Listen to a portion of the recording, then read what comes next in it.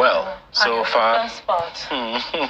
Well, we can't tell at this time if it's the first part, but first part of the proceedings has just gone underway. Well, what the justice said was that's the fourth item, so to speak. So there's still the third one, there's the second and the first.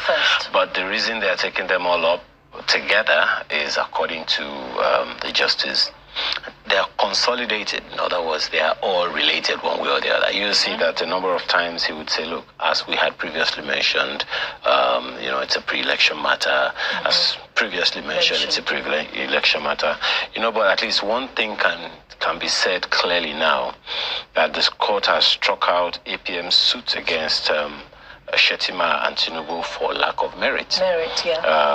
For the preliminary objection, the court held that the petitioner, that APM, ought to have filed the case before the Federal High Court within 14 days from the course of action, from the day of the course of action arose. The court agreed with the respondent that the issue is statute barred, and consequently, the justice who read the leaked judgment added that Section 285 sub 14C does not allow members of any political party to challenge the nomination of candidates of another political party, and consequently declared that the petitioner lacks the local standing to institute the petition. And recall that the PDP did indeed take the matter to court as a pre-election matter, and the Supreme Court held that there was no double nomination. So on this case, the judge has ruled that the petitioner failed to prove that the third and fourth respondent failed to prove that they were not validly nominated, and on that strength, it's been struck out for lacking in merit. It's a long haul. We're still. This is pretty much as we have been informed. The long haul.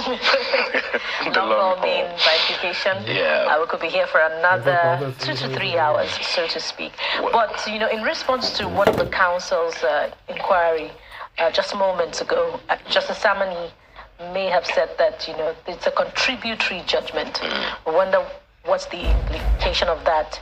Is it that it's a contributory judgment from all of the other 4 justices, or will there be a dissenting judgment? Well, I guess that's what we would wait to see, because, if you recall what Mr. Quakers told us the other time, as well as Dr. Otitoju in Abuja, that look, a lead